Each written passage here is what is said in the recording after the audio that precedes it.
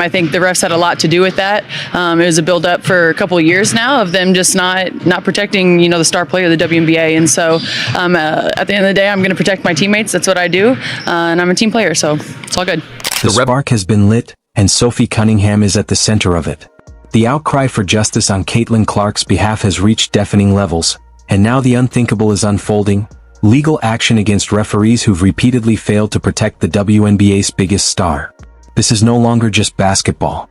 This is a collapse of professional integrity that forced someone to finally say, enough. So we will take all media questions today, but we're just supposed to read from a script, and that's exactly what I'm going to do here. On behalf of my teammates and every member of our union, I want to be very clear that we remain committed to negotiating the next CBA with the league and the teams in good faith and privately, but we do want to set the record straight, not for the headlines, but for the fans who support us and deserve transparency. What's at stake? This is a defining moment in the WNBA. As the league grows, it's time for the CBA that reflects our true value. We are fighting for a fair share of business that we built, because it is a business. We are fighting for anything. We are not fighting for anything that's unreasonable. But this time, the story didn't end there. Caitlin Clark had a teammate who wasn't afraid to act. Sophie Cunningham had seen enough, and with under a minute left in the game, she made a statement. When Sheldon streaked down the court for an easy layup, Cunningham sent a message that echoed far beyond Gainbridge Fieldhouse. All right, enough is enough. At some point, the line gets crossed too often where something needs to be done and things need to be corrected. And that is certainly the case with the way things around Caitlin Clark are officiated. This is a constant problem now. It is something that since the beginning, I've kind of backed off on, because physical play is a part of sports. Going after a superstar and trying to rough them up a little bit to get in their head is a part of sports.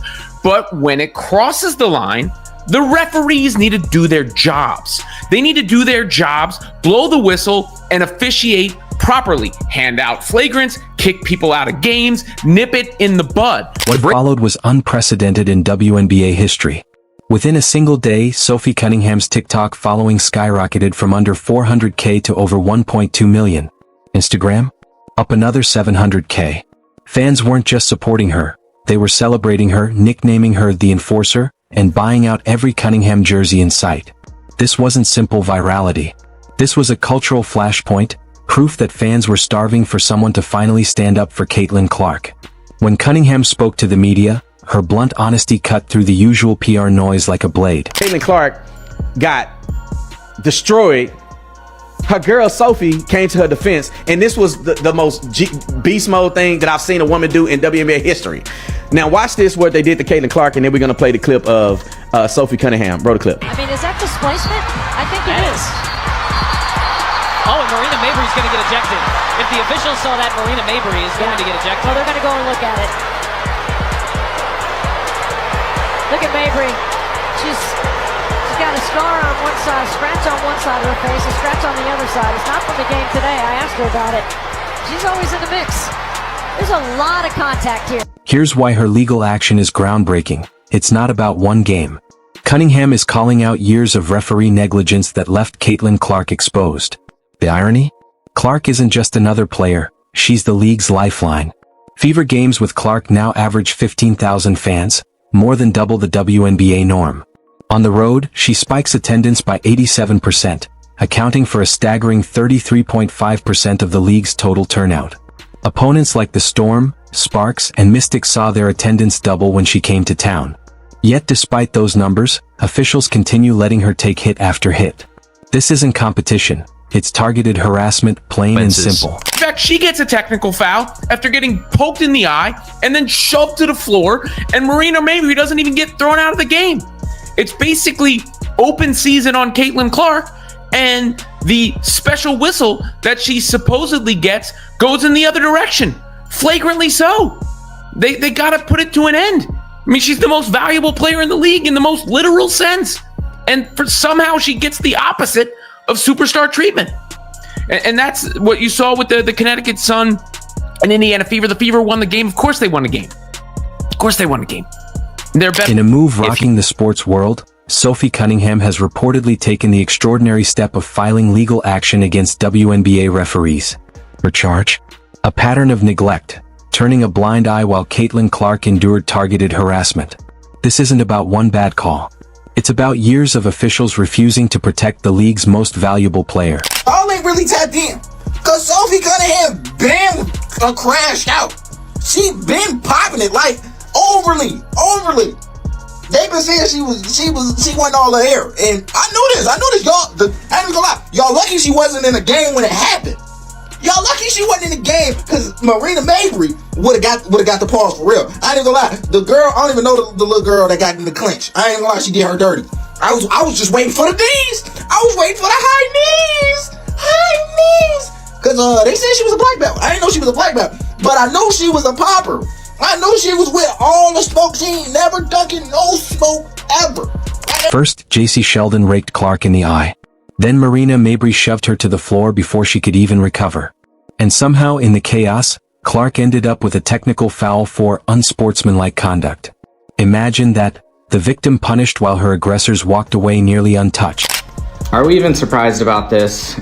Sophie Cunningham's jersey sales just passed Caitlin Clark's after she goes viral overnight for protecting Caitlin Clark in a game where she got fined $400, which Caitlin Clark apparently is paying for. But yeah, we found our new queen at Indiana. The reaction has been explosive. Fans aren't settling for empty league statements anymore. They're demanding accountability.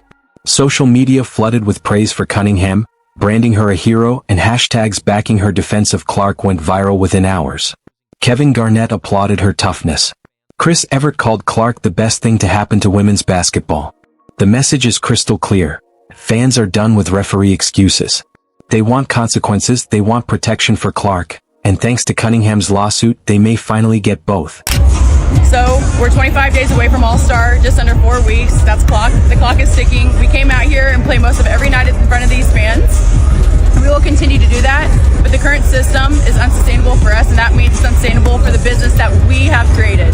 Nothing short of transformational change will do for the future we see, and the fans clearly that we see. So we're paying attention, everyone's paying attention. This is a business, this is about our players, and so if they're not meeting us, then we're not going to meet them. The final straw came on that fiery Tuesday night clash with the Connecticut Sun.